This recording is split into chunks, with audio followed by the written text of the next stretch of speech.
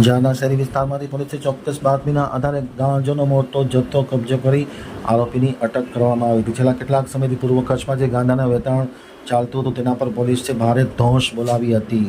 હવે જોઈએ ગાંધીધામ બ્યુરોનો એક વિસ્તૃત અહેવાલ. પૂર્વ કચ્છમાં માદક પદાર્થ ઝડપવાનો સિલસિલો યથાવત રહેવા પામ્યો છે. અંજાર પોલીસે 13.224 કિલોગ્રામ માદક પદાર્થનો જથ્થો પકડી પાડી એક આરોપીની અટક કરવામાં આવેલ છે. મોડી રાત્રે અંજાર તાલુકાના ટાઉન વિસ્તારમાં બાતમીના આધારે રહેણાંક મકાન ઉપર દરોડો પાડી ₹1.42 લાખના માદક પદાર્થના જથ્થા સાથે એક આરોપીની ધરપકડ કરવામાં આવેલ છે.